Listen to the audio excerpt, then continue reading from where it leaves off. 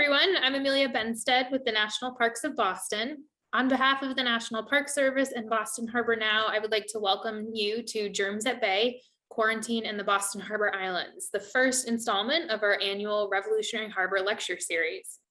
This year, Revolutionary Harbor is presented as part of the commemoration of the Boston Harbor Islands' 25th anniversary as a national park and 50th anniversary as a state park. To learn more about anniversary programs, please visit our website at www.bostonharborislands.org. You can find the link in the chat. I am pleased to introduce to you Mr. Charles Vidich, author of Germs at Bay, Politics, Public Health, and American Quarantine. Over the past 20 years, Mr. Vidich has consulted with numerous experts, combing through over 50,000 pages of documents in more than 40 libraries worldwide, in search of understanding America's national quarantine policy.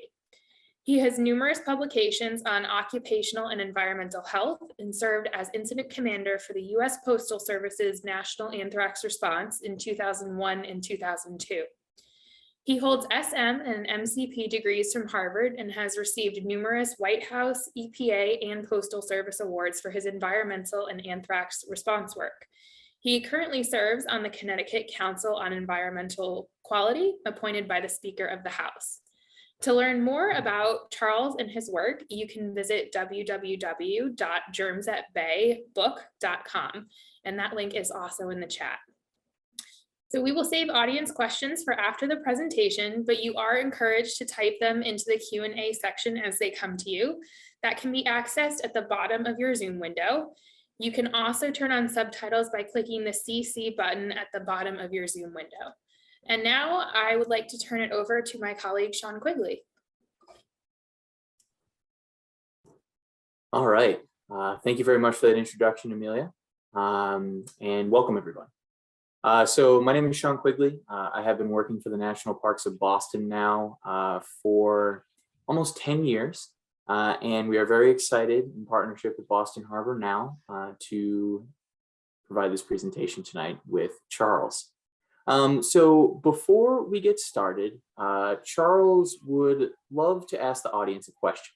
Have you ever been to a quarantine island in Boston Harbor? And you should be seeing a poll coming up on your screen right now. And as you can see, the options are no, Castle Island, Deer Island, Gallops Island, Rainsford Island, or Spectacle Island. We'll give the folks a couple minutes here to answer the question, and then we will begin the presentation.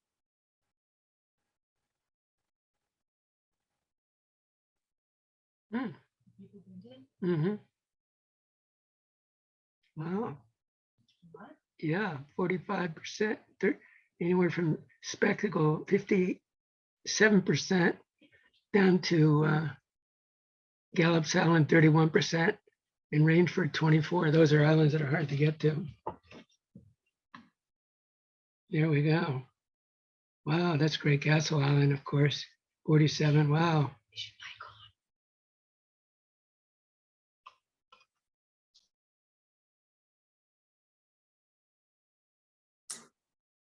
All right, awesome. Well, thank you very much. That is definitely answers kind of coming all across the board. That's fantastic. Looks like we definitely had the most people visiting Spectacle Island, with Castle Island being a close second, but nice to see that everyone here has been to, or at least some folks here have been to all of the quarantine islands. All right, so Charles, if you want to turn your camera on, we can get started here. So thank you very much again for joining us, and might as well dive right in. We have a lot of really interesting questions and a lot of history to unpack. So first and foremost, to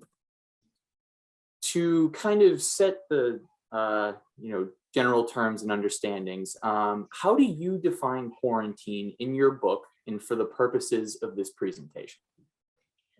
Well, of course, that's the work of nearly 20 years and 300 pages. But in short, it's good to start with Haven Emerson, who's the grandnephew of Ralph Waldo Emerson, who actually came up with the modern definition back in 1917 of all times. And it was basically that those who were infected are isolated, and really is associated with the idea of isolation hospitals, which became the vogue in the late 1870s onward.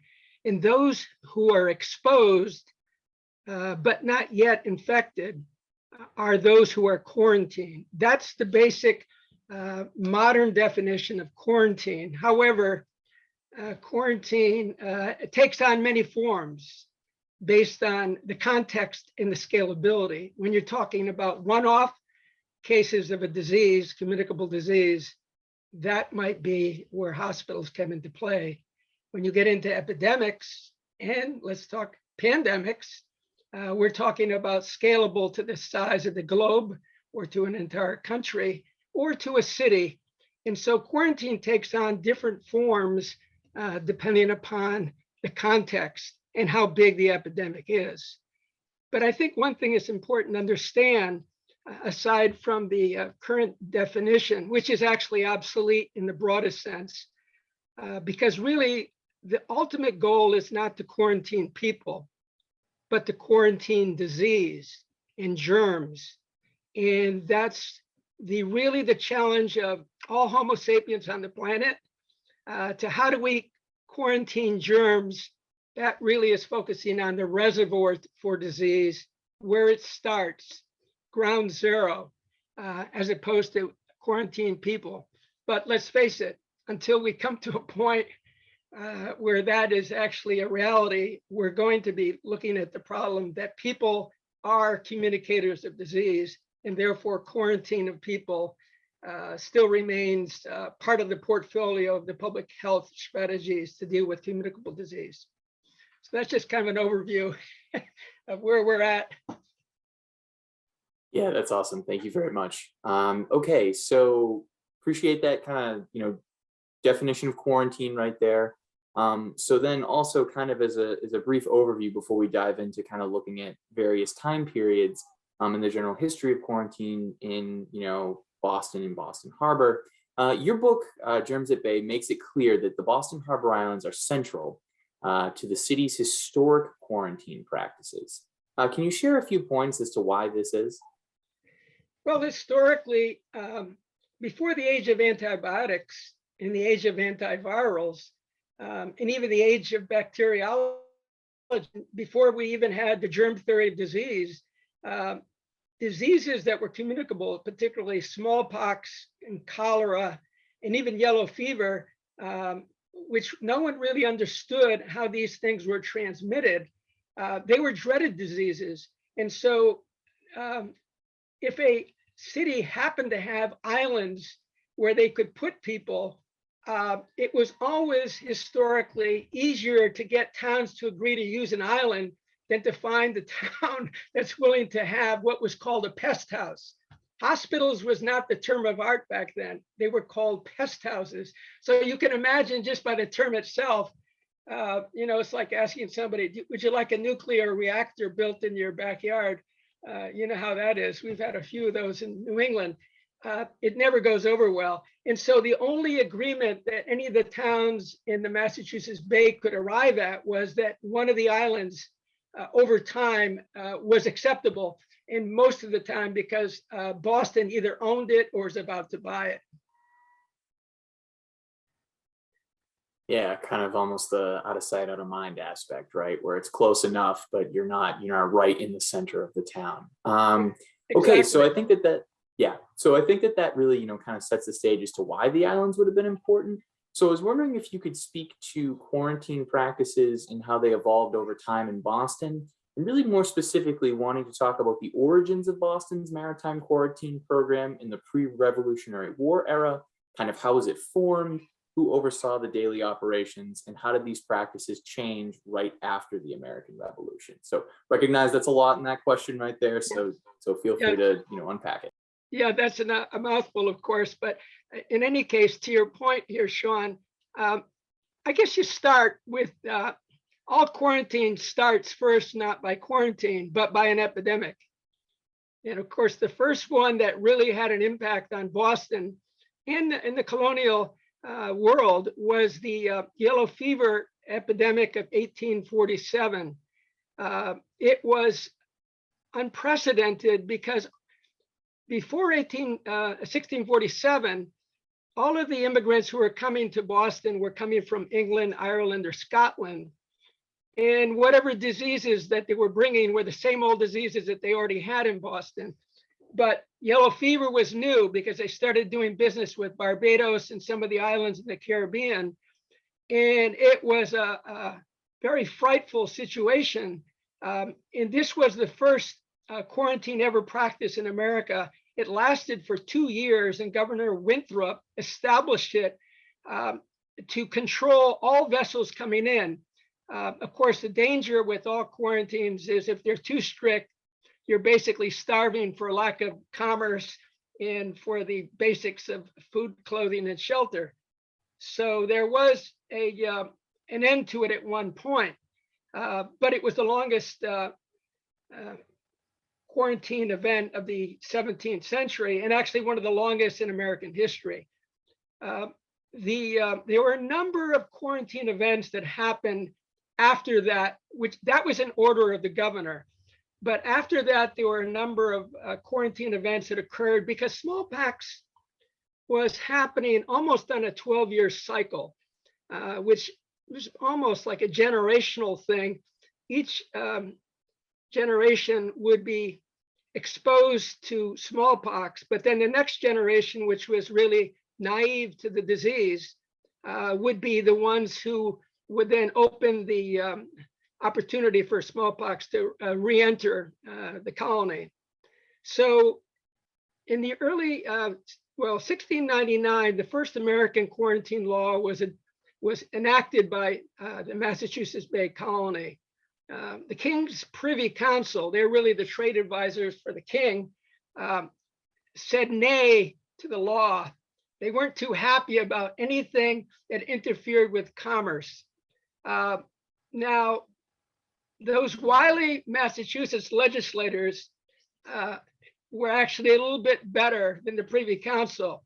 While the law was neutered, they figured out over time that the way to beat the Privy Council at its game was to actually create temporary laws. All of these laws would be good for 3 or 4 years, and if they were ever contested, they were just temporary and they could renew them whenever they did. And the reality was, as a result, Massachusetts, unlike any other colony, had a method of dealing with quarantine and was able to get around the king and the Privy Council of the king that tried to control anything that would adversely affect commerce. So the wily legislators of Massachusetts pulled a fast one on the king. That never went too well with the king or the Privy Council, but they were able to pull it off. Initially in Massachusetts, the legislators were given charge of running quarantine. Now, can you imagine a state legislator today being in charge of quarantine all by himself or with a couple of them? I mean, of course, it was much smaller population back then, a couple thousand people, but still, it was an example of how little resources and fiscal support that were provided. Soon after that 1699 law, they gave it over to the justices of the peace. That lasted for about 20 years. And then they turned it over to the selectmen of Boston because they were really on ground zero when things happened. They recognized that they needed to get down to the level where the rubber meets the road. So the real change was when we started to get, as the constant influx of more immigrants from Europe, particularly United Kingdom, the move was to create islands because in the early period, Castle Island was used in 1647 onwards to control things, but it was run by the military. So you can imagine if the military determining whether you're sick or not, you're not going to be quite certain as to what the outcome of the event is going to be. Although the captain of the military command was also a chaplain, so he did take care of things in terms of the final resting place of the people who died, but not in terms of the diagnosis of disease. In 1738, we went from Spectacle Island, which was started in 1718, as the first quarantine station, which was a legitimate one based on not military management, but actually managed by the town selectmen and staff that they put there. But in 1738, it was not working anymore. They needed more accommodations, and they switched it over to Rainsford Island and created the first island keeper who represented the person on a day-to-day basis who handled quarantine matters. Anyway, these early stages were really, you could call it fits and starts in dealing with epidemics as they emerged. The real change in quarantine in Massachusetts and really in America was during the Revolutionary War, if I may speak to that particular point. Yeah, please do. Yeah, the Revolutionary War, Sean, was extremely important because this was one of the most unusual scenarios that you can imagine. Of course, you all know about Boston and how rebellious it was, not wanting to pay the stamp tax and not wanting to deal with no taxation without representation, the intolerable laws that were put in. And what basically the king did was he threw out the Massachusetts government and put his own men in charge. In this particular case, it was General Gage who took over as a military commander. And in doing it, he destroyed Rainsford Island Quarantine Station. Now that's important because when the military came in, the British military came in, they just destroyed the Rainsford Island Quarantine Station. There were no quarantine procedures. So it turned out it was like a Trojan horse. The British brought the smallpox into Boston with their military members who had, whether it was the actual soldier or his wife or child, and the whole war that started in America, there were two wars going on at the same time. The war we call the American Revolution, and the other war was the war against smallpox. And they were happening simultaneously. This was one of the great revelations of my research. And it was also what made it more profound was that it was not just fighting smallpox.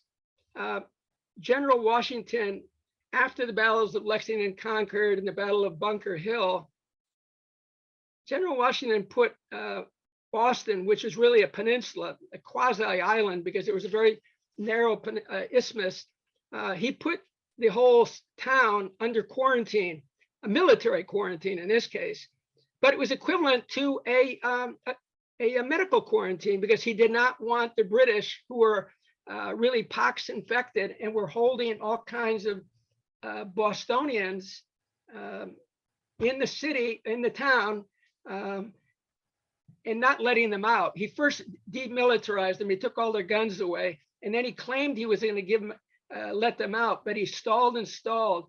And until finally, the king was so fed up with his activities that he pulled him out and had General Howe come in. General Howe then released almost 1,000 Boston residents who were not loyalists across the ferry to Chelsea.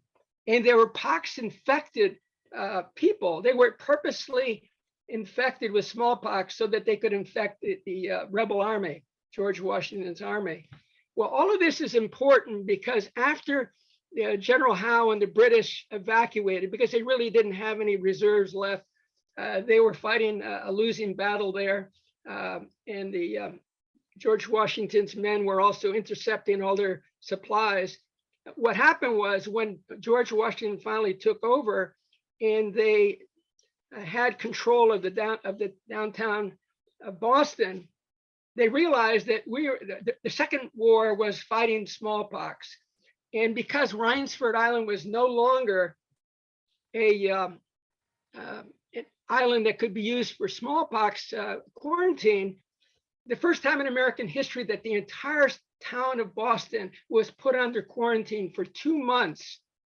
And because they decided that normally you would send them to the smallpox hospital on Rainsford Island, it was the first time that a humanitarian approach was adopted, where hospitals on the mainland and quarantine within one's home became acceptable. It was all through, what do they say? Necessity is the mother of invention. And the result was that for the first time in American history, the solution was to have a hospital within Boston itself, and if not a hospital, then within one's own home. And it was all supported by a phalanx of medical staff that were there to support this effort. So this is a part of American history that very few realize. And in the midst of this, one of the things that struck me the most was that the Declaration of Independence was read aloud during this quarantine period. That Declaration of Independence, which came from Philadelphia, by the time it got to Boston on July 13th, roughly, the city was in quarantine. So the definition of what freedom means in America must always now be thought of within the context of what happened in that period of time, where they were so-called in freedom under the Declaration of Independence, but they were all in quarantine. It's a part of the American history that few people are aware of. Wow. Yeah, no, that's definitely one of the things that struck me when I read your book was the, thinking about the siege of Boston. You think about the Battle of Bunker Hill, you think about, kind of George Washington and the Continental, the troops surrounding the area. And it's really just like all those people stuck in this tiny, small peninsula is really, just a recipe for disaster when it comes to diseases like smallpox. So that was something that I definitely didn't know and is really fascinating. So moving a little bit, kind of after the American Revolution, as you talked about, and kind of, almost like crisis being, necessary being the mother of invention. As we move kind of beyond the revolution into the 19th century, it is clear that the physical footprints of quarantine facilities on Boston Harbor Islands expanded drastically. And I was wondering if you could speak a little bit to how and why the maritime quarantine program continued to grow and develop in the pre and post Civil War eras. Okay, well, that'll be an interesting period of time to cover in a few minutes, but I think the big thing to understand, there were a number of factors that led to a rapid expansion of quarantine, not only in Boston, but in America. It started really with the Canard Line in 1841. Mayor Chapman, Jonathan Chapman, welcomed the Canard Line as being an opportunity to connect Massachusetts with the culture of Europe and England. But yet at the same time, within the next 7 years of that first Canard Line, which is really a technological revolution of steamships having a massive capacity for passengers, going from maybe only a couple hundred passengers to really, we're talking in the order of 1,000 to thousands of passengers as time went on in any given vehicle. So the other thing that happened, which is very important to understand, is what went on in Europe. The Irish potato famine of the 1840s was a major factor in the diaspora of the Irish population to America. And Boston, being the closest port of all the colonial areas, the colonies of our country, was the obvious first choice for anybody who had very little money that was trying to get to America. So what happened was this was a major infusion of people. Between 1840 and 1860, 330,000 people came into Boston, and the vast majority of them remained in Boston. They didn't move east, west, or north, or south. So the population of Boston went like from roughly 43,000 people in 1820 to about 250,000 people in 1870. This is a massive infusion of people. And it's one thing really important to remember is that there was no federal immigration in the 1900s. There was no federal quarantine in the 1900s. All of these were either state or local programs. In fact, they were, when it comes to quarantine, it was a town of Boston and then city of Boston quarantine program. So in a way, which leads to what we'll talk about, the whole burden of disease, which is really a federal responsibility on an interstate and international commerce basis, was falling onto a very cash-strapped municipality of Boston. When you had this massive infusion of people, the city really, first of all, did not have a water supply or sewer system prior to the 1840s. It was just like living in a third world country, in fact, probably worse than a third world country of today. So we're dealing with very significant problems with this expansion of population, massive expansion. I mean, this is dwarfs the kinds of numbers of people that are even coming to this country today through our borders. It was just unprecedented in American history. So because of those developments, people are the carriers of disease when it comes from overseas, particularly when they're immunocompromised, they're poverty-stricken and malnourished, like an enormous number of the people coming from Ireland. And so this expansion really meant that the resources that had to be put into this response to disease were enormous.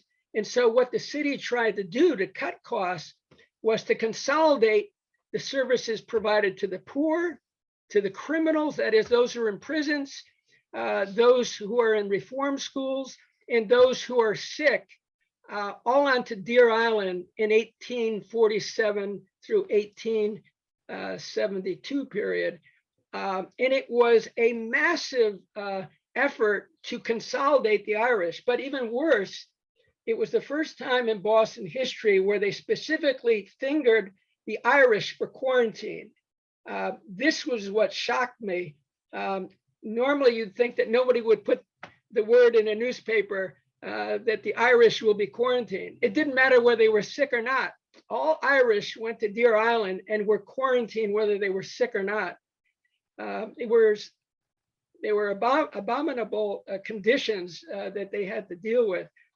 Anyway, after the Civil War period, the migration from Europe continued, and it wasn't necessarily the Irish at that point, but Eastern Europe and the Russian Jews that started coming into this country because they also were facing some of the same problems that the Irish were, but for different reasons.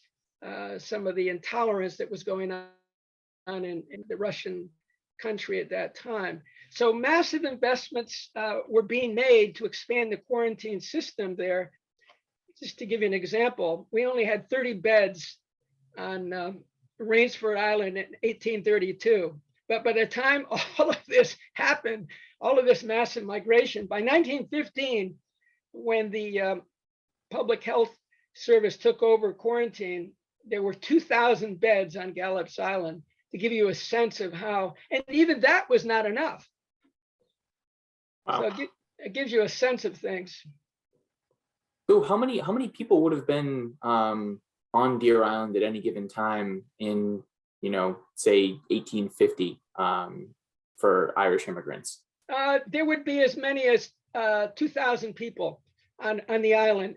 During that period, there were 68,000 over the 20-year period, 68,000 that were actually quarantined in that period, although there were about 3 million people who came through Boston Harbor at that time. So not everybody got quarantined, but the focus is on the Irish, which has left a long legacy of distrust of government amongst the Irish, which we'll probably talk about further. Yeah. So, and just to clarify too, this would have been anyone coming from Ireland, right? Men, women, children, sick, Yes, healthy, didn't matter. They all had to stay at Deer they Island. all they all went to Deer Island, and they had two big giant quarantine shelters, one for men and one for women. All the men were forced to go to the men's, and all the women with their children went the other. And the Irish rebelled at this type of behavior. They thought that in coming to America, it was a land of liberty. It was a land of welcoming people. And when they were taken in like this, not only were they angered by that behavior, but what also bothered them was how they were treated. Each person who came in, their clothes were stripped off of them and burnt. And after their clothes were burnt, they covered them in a white crystalline powder to clean them and a so-called disinfectant. And then after that was done, they gave them a new set of clothes. I doubt they were very good. And then set into the respective quarantine shelters.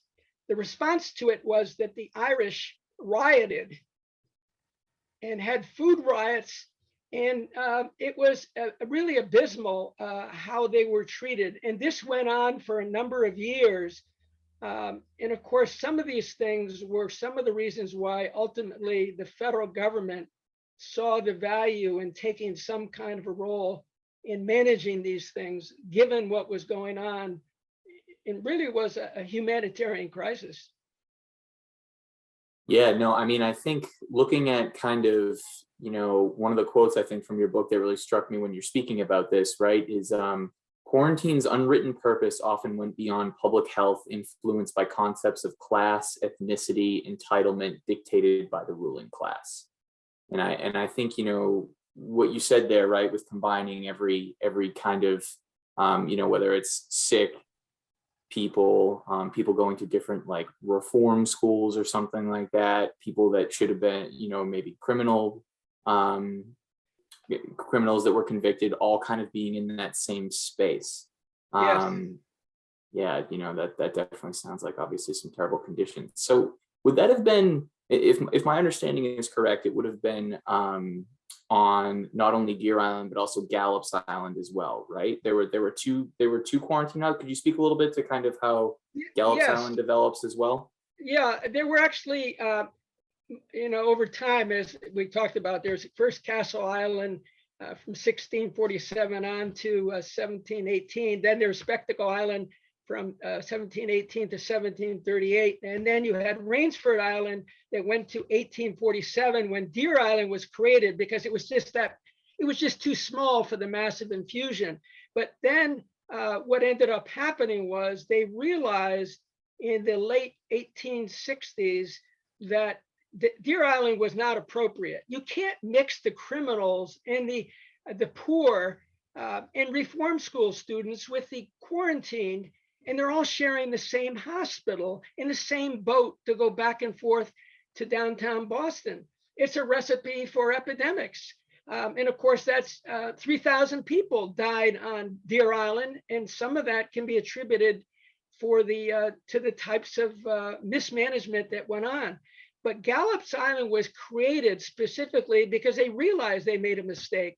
They realized that you couldn't be mixing all of these various groups. The so-called untouchables, unwanted of society were all being blended together. Totally, and the word humanitarian doesn't come into the equation in this discussion. So finally, what ended up happening was Gallops Island from about 1867 to 1872 was the support site for all of those who were quarantined.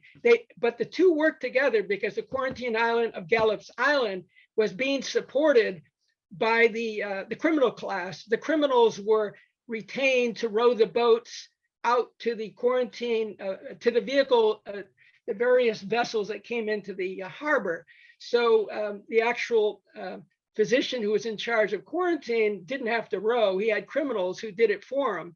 And they also did the gardening for him. So there was a symbiotic relationship between the two islands for about 5 years.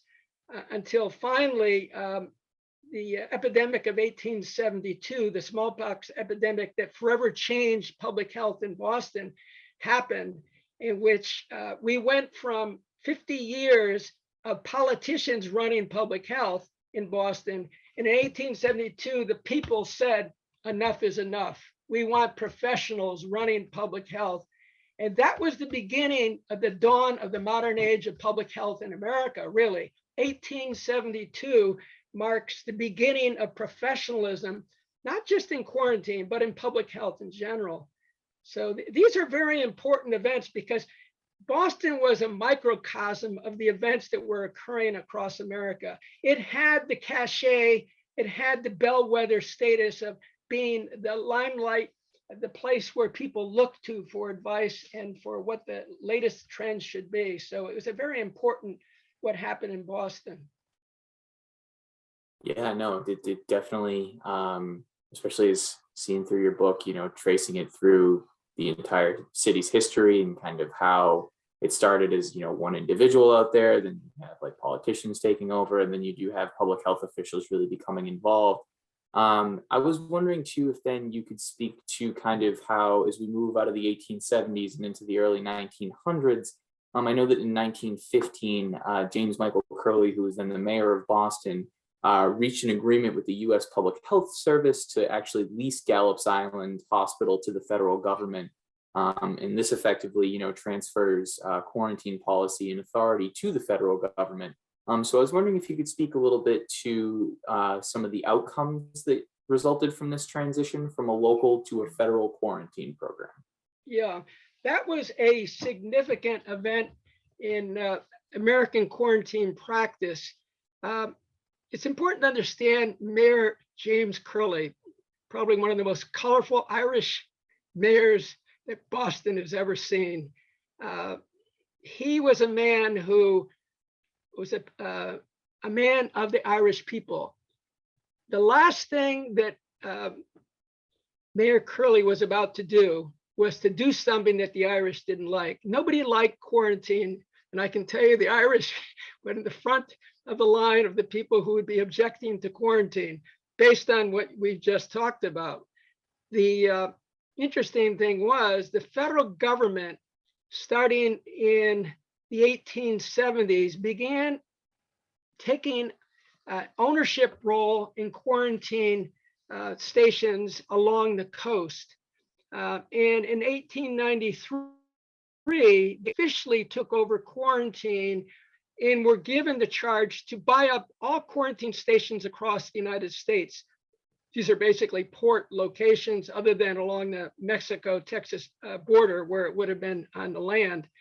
And that was a very significant development. The federal government basically did this because what's happened is in 1875, the US Supreme Court said that migration, the control of migration was a federal responsibility, not a state responsibility. And it took another 18 years for the laws to be established.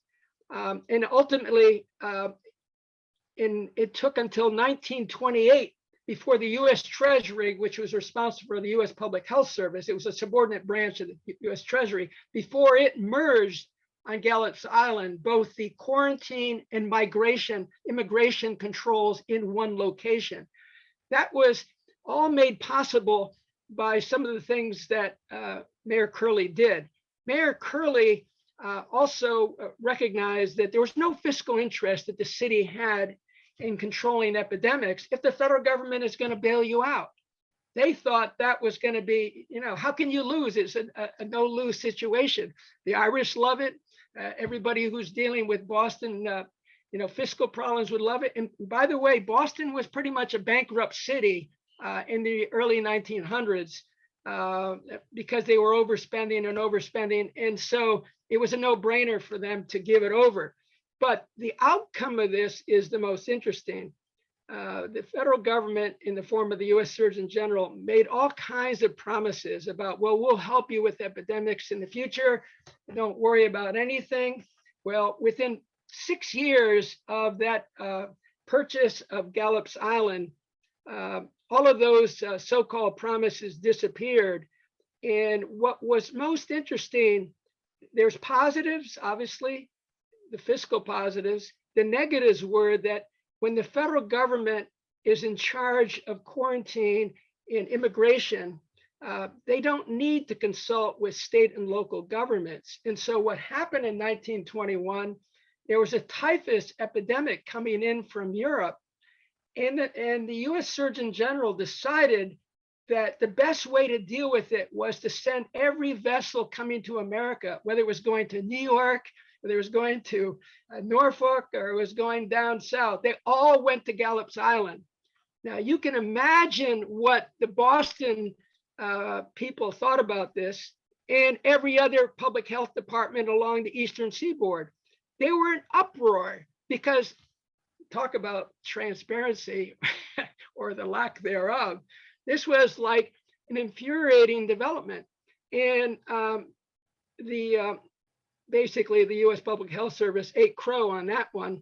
And they realized they had gone a little bit too far. And this remains still the challenge today between the role of state public health departments and the current successor to the US Public Health Service is really now the Centers for Disease Control and Prevention in terms of who's doing what with quarantine.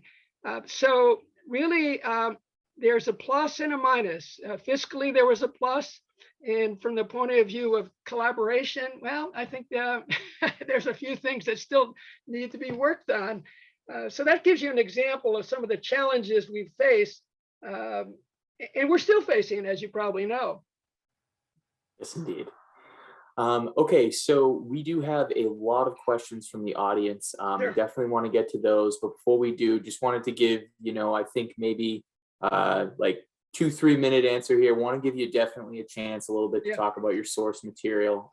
Because in the introduction to your book, you write that few American historians who have studied quarantine have skimmed its surface, dissuaded by the effort required to pull together vast amounts of primary source materials scattered all over the world. I know this has been a labor of love for you. It was really eye-opening for me being able to read the book. So I want to give you like 2-3 minutes here before we get to audience questions to talk about your methodology. Sure.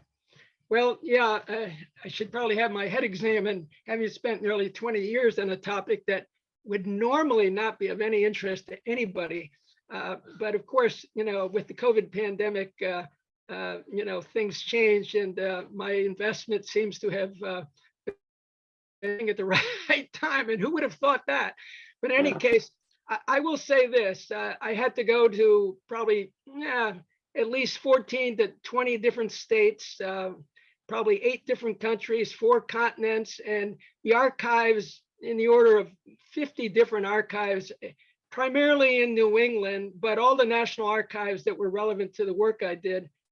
But I'd say probably the most challenging part of it, since this is all primary source material, is I had to invent these numbers. How do you get statistics when there aren't statistics? Well, I went through every single newspaper in Boston from 1701 through 1800, and then an enormous number of them in the 1800s, in order to piece together what actually happened. And then where that wasn't enough, I had to go through every selectman's minutes for every meeting they had during the 18th century to piece together what might only be 3 paragraphs in the book. But because there was no data, how do you get the data? So it was a massive investment of time, but you know what? I had a great time doing it. Yeah, no, and as a fellow historian, I can say I am very impressed with the source material that you pulled together and the data that you were able to compile. So I want to really thank you, and I do want to give, I know folks are very curious about this subject and have a lot of questions. Yeah. So I'm going to turn it back over to my colleague Amelia, who is going to share some of those questions from the audience. Okay. All right, Charles, we have several questions from the audience. So to get us started, just a quick clarification. Can you clarify the term pest house? Was it pest house as in a house of pestilence?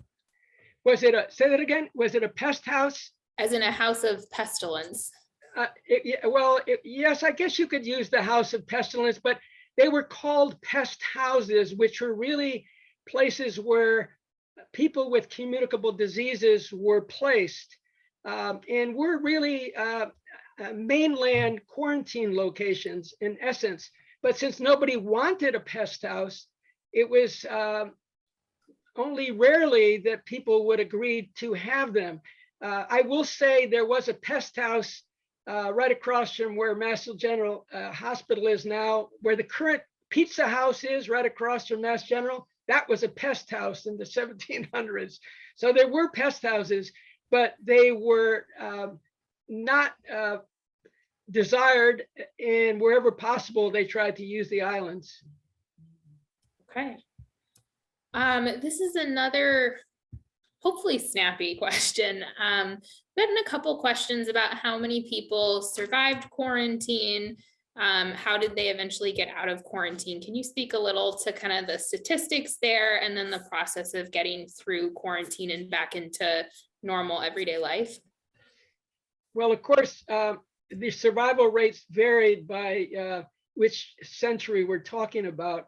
I will say that in the 1872 smallpox epidemic, where they actually forcibly put people in the city of Boston and put them out on Gallup's Island, the death rate for those who were on Gallup's Island was about twice as great as those who were actually kept at home in the city of Boston. And to some extent, aside from the death rate being double, like 40% were dying as opposed to 20%, it was also because the people that were being sent out there often were marginal in terms of their incomes and their standing within the society, and therefore they may have also had a few things that made it more conducive for them to get the disease, other than the ill treatment on Gallup's Island. So that was an example of that, but there were improvements over time, but there were definitely disadvantages.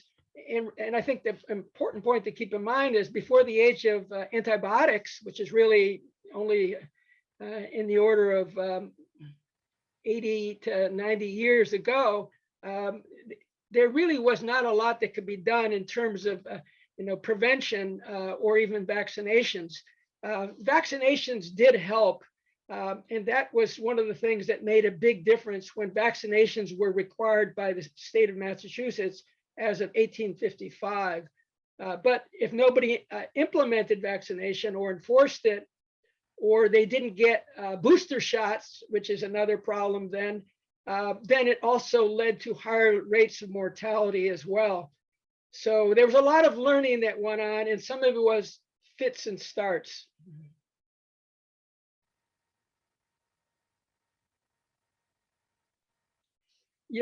I think you're on, yeah, your There we mic go. is on. Thanks. No problem. So I'm going to kind of pull a couple questions together here. You already touched on this, but to what extent were early quarantine hospitals linked with fear and popular understanding? And during those 18th and 19th centuries in the Boston area, is popular culture aligning contagious illnesses with being either bad or immoral or less than?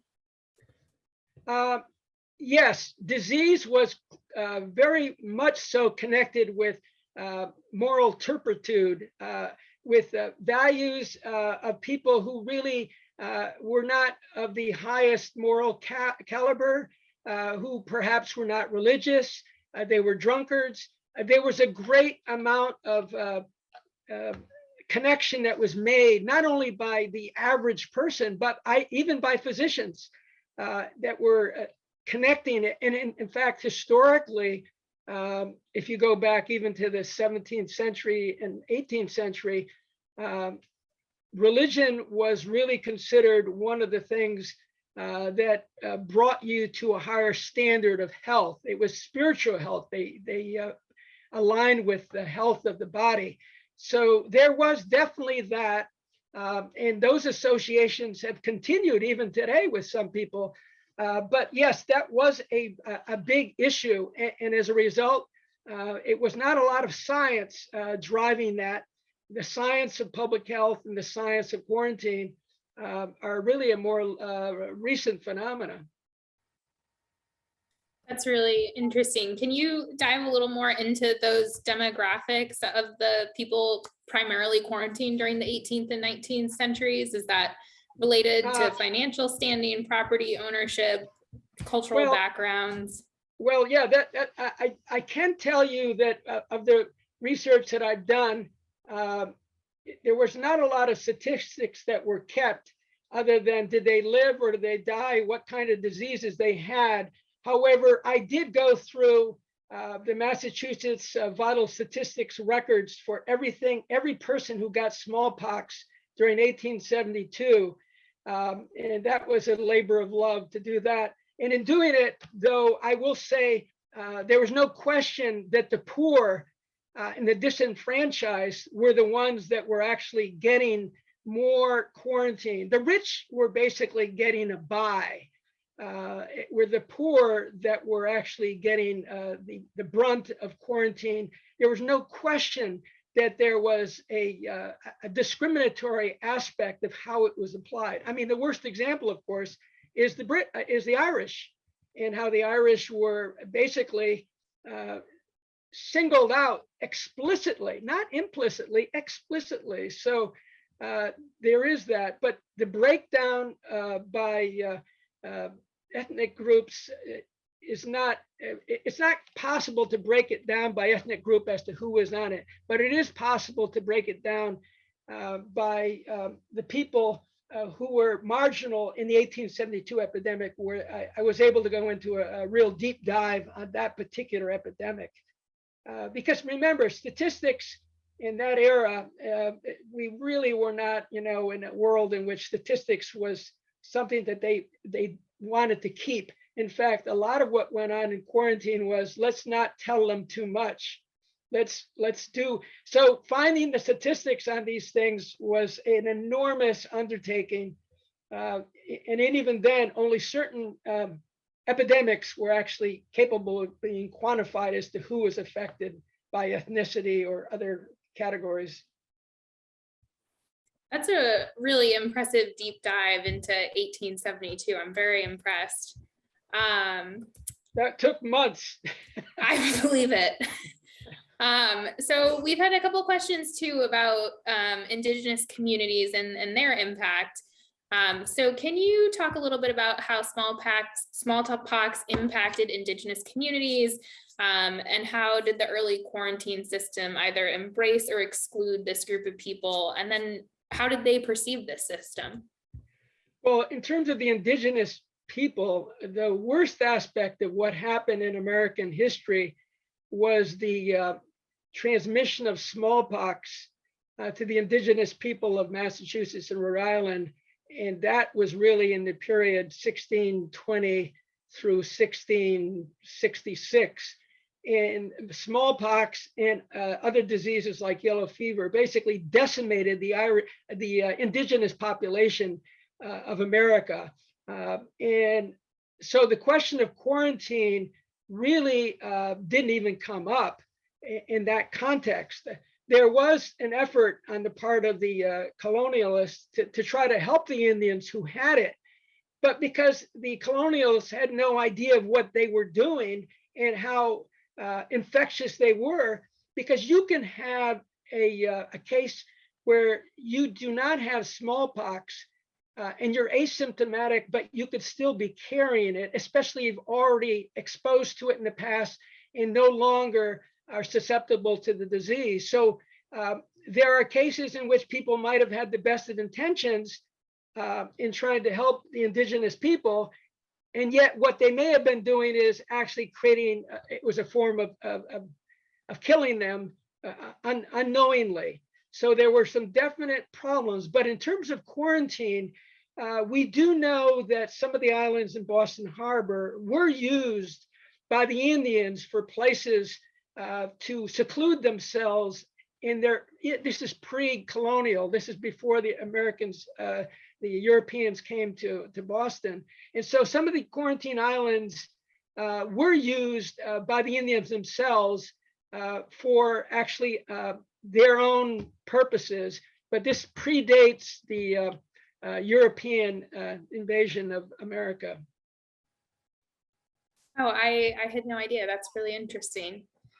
Yeah, a couple of the islands were used by the Indians, and it would still be an interesting archaeological investigation to actually start digging up some of the islands, Gallops Island and Spectacle and Rainsford in particular. Those are the three islands that may have been used by Indians for seclusion themselves.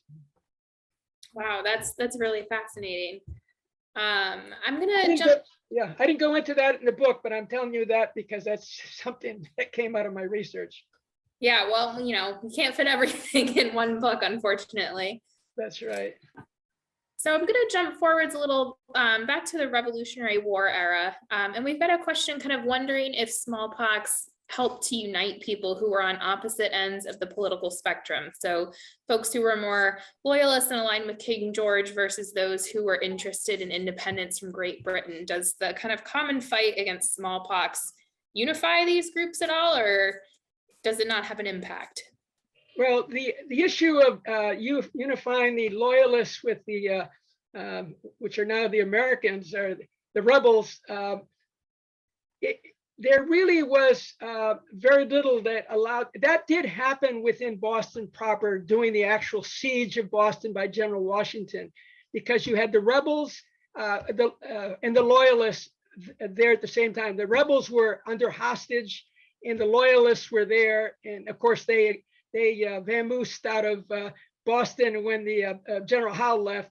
So yes, there were things that went on simultaneously in that period, although none of that has ever been written in any detail as to what went on, because the loyalists did not leave Boston proper. They left by ship and went to Nova Scotia, whereas the rebels stayed in Boston for the 2-month quarantine that happened there. So separate from those issues, in the post-Revolutionary War period, there was an alignment of the loyalists and the rebels, and they made peace ultimately. During the war, obviously things were pretty raw, and the only time there really was that opportunity was actually during that period, 1775 through March of 1776, when the siege of Boston went on. And that really has never been talked about by General Howe. His secret diaries were published many years later, and I went through all of them to see what happened. The only thing that we can say was that Howe was into bioterrorism for sure. And that was one of the most remarkable findings of my research, that this was really a weaponized use of smallpox by the British.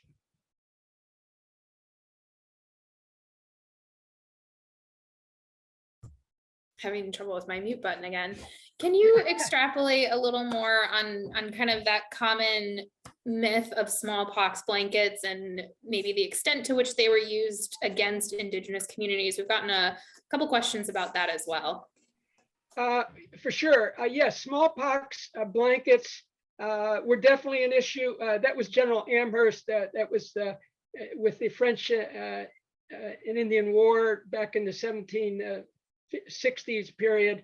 But in the context of Boston proper during the American Revolution, there is no question that fomites, which is what a fomite is, anything which is a inanimate object which might be a carrier of disease, can transmit smallpox. And it can happen potentially, if it's not exposed to sunlight, for a goodly number of days.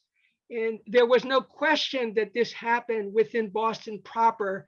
My book goes into the details of how that happened by people sharing blankets and furniture in the houses that were taken over by the British, or the houses that were taken over by rebel wives that were separated from their husbands and took over houses that were pox infected. There's no question that some of that actually could have happened. no one can actually evidentiary wise say it did happen. Because let's face it, we don't have laboratory methods to go back and in a time machine and go find out what happened. But there was very clear evidence that the potential for that was there.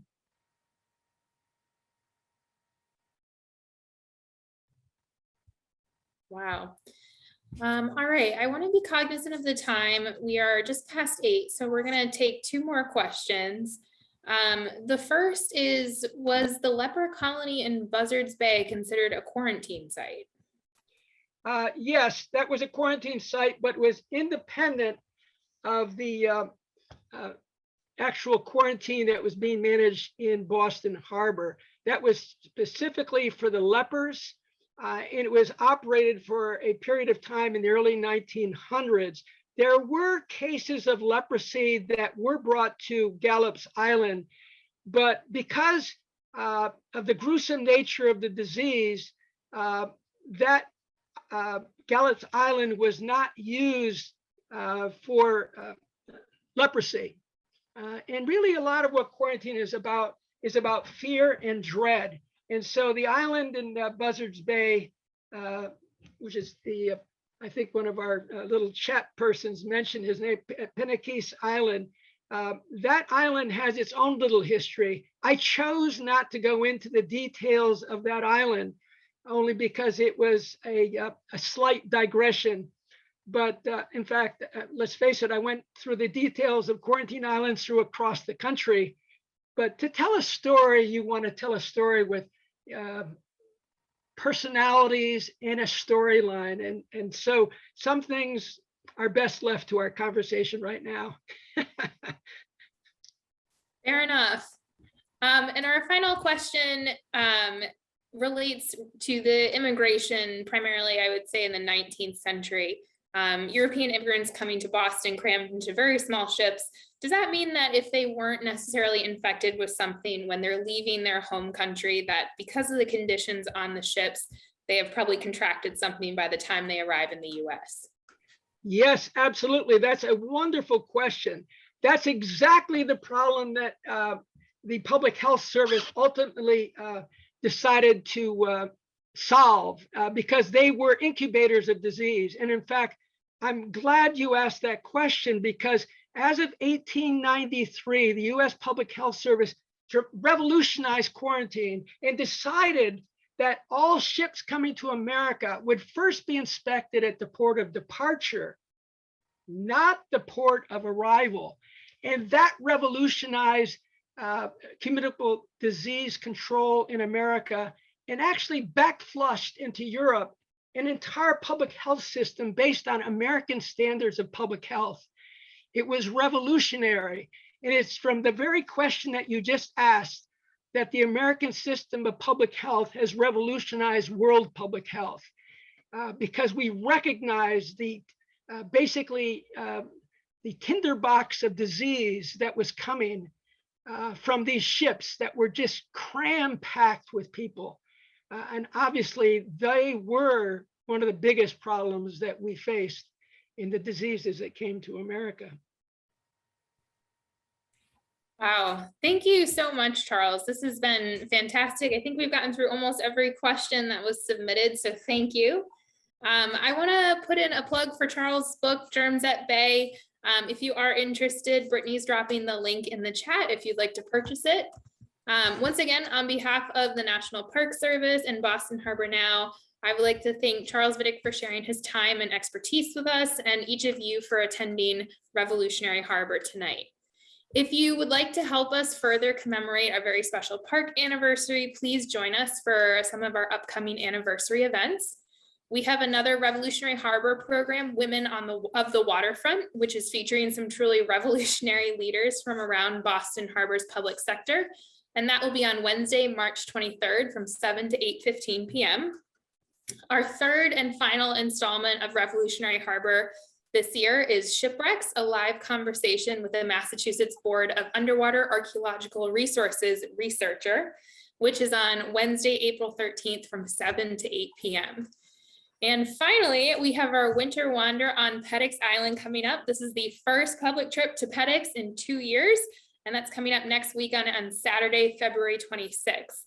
Now, registration links are in the chat for all of these events, and please keep an eye on bostonharborislands.org calendar for more program information. Have a great night, folks. Thank you, Amelia, and thank you, Sean. Thank you, Charles.